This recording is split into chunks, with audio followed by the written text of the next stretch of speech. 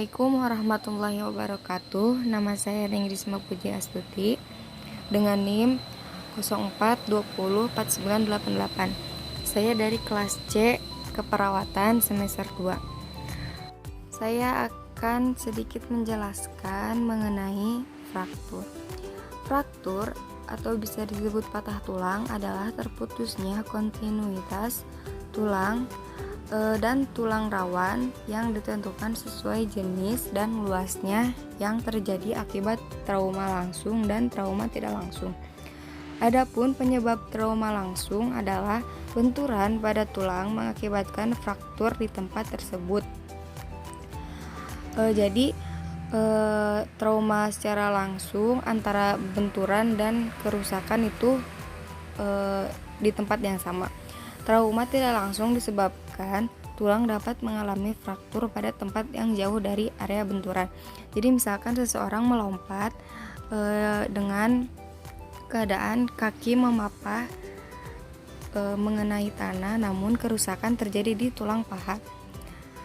Pada fraktur patologis, fraktur yang disebabkan trauma yang minimal atau tanpa trauma. Jadi contohnya seperti penyakit osteoporosis, penyakit metabolis, penyakit infeksi tulang dan trauma tulang.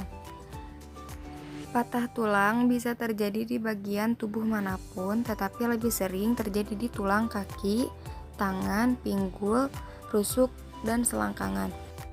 Meski umumnya disebabkan oleh benturan yang kuat, patah tulang juga bisa terjadi akibat benturan ringan bila tulang sudah mengalami pengeroposan.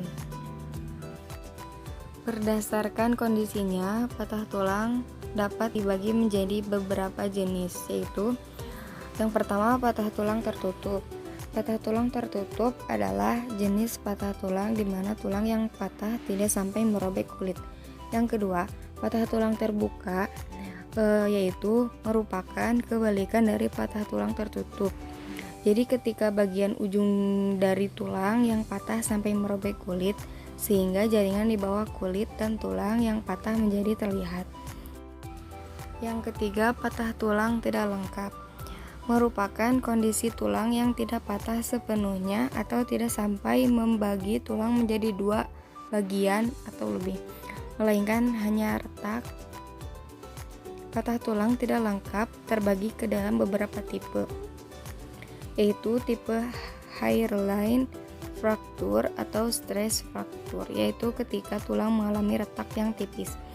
Selanjutnya, grand stick fracture, yaitu ketika salah satu sisi tulang retak dan bengkok. Selanjutnya, buccal atau truss fracture, yaitu ketika tulang yang patah tidak sampai memisahkan dua sisi tulang. Pada kondisi ini, sisi tulang yang retak akan menonjol. Selanjutnya, yang keempat, patah tulang lengkap adalah kondisi tulang patah menjadi dua bagian atau lebih. Patah tulang lengkap terbagi menjadi beberapa bagian, yaitu diantaranya single fracture, yaitu ketika tulang di satu bagian tubuh patah menjadi dua bagian. Selanjutnya, comminuted fracture, yaitu ketika tulang patah atau hancur menjadi tiga bagian atau lebih. Selanjutnya, compression fracture, yaitu ketika tulang remuk atau hancur akibat tekanan, dan sebagainya.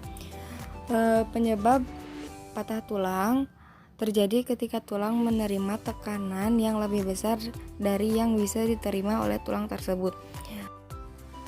Makin besar tekanan yang diterima tulang, umumnya akan makin berat pula tingkat keparahan patah tulang. Kondisi yang dapat mengakibatkan patah tulang antara lain cedera akibat terjatuh, kecelakaan, atau perkelahian.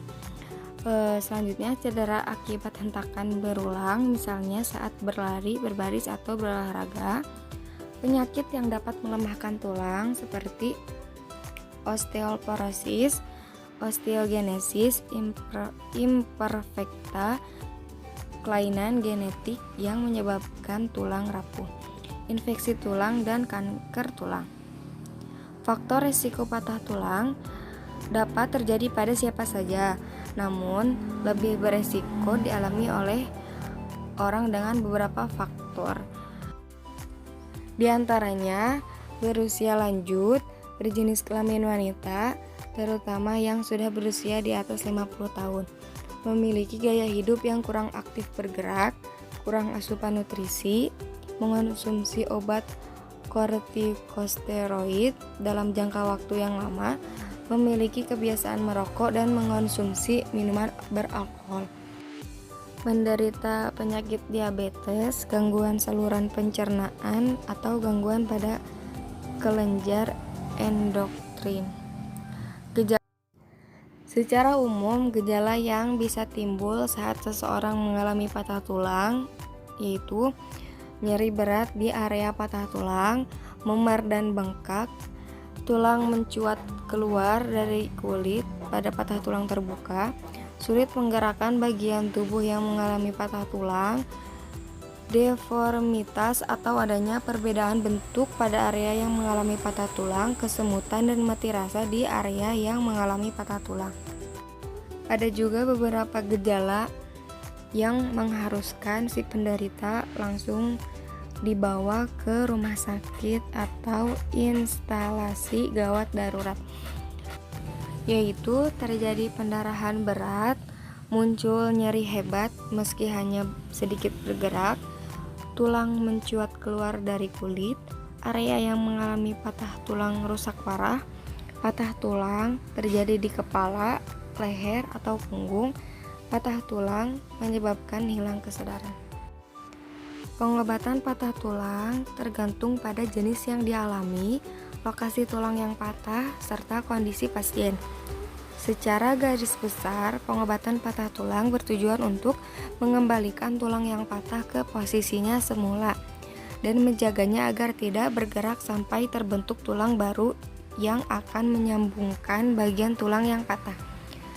Pada patah tulang yang menyebabkan pendarahan hebat, pertolongan pertama akan dilakukan oleh dokter untuk menstabilkan kondisi pasien sehingga tidak jatuh dari kondisi syok.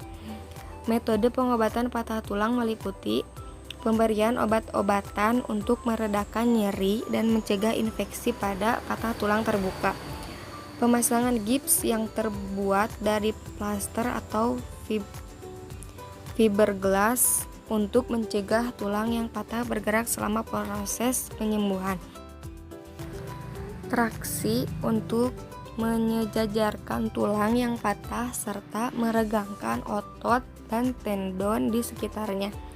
Operasi yaitu untuk menyambung tulang yang patah menggunakan pen, plat, skru,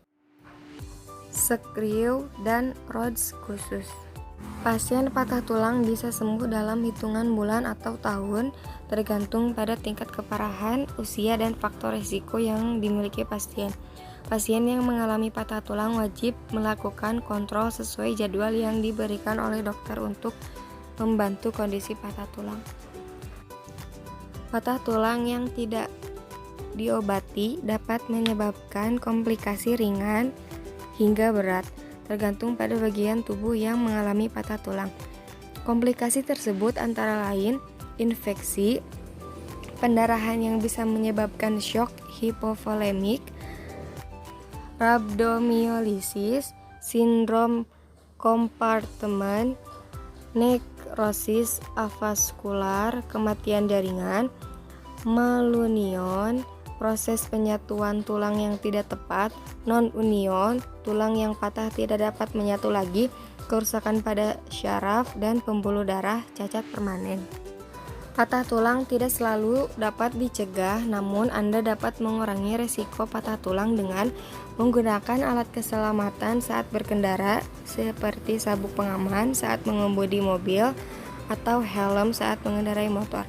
Meminta pertolongan orang lain untuk menjaga Anda agar tidak terjatuh jika sedang menaiki tangga lipat. Mengenakan alat pelindung tubuh saat melakukan olahraga yang mengakibatkan benturan atau beresiko menyebabkan Anda terjatuh, dan lain sebagainya. Terima kasih, mohon maaf banyak kesalahan. Wassalamualaikum warahmatullahi wabarakatuh.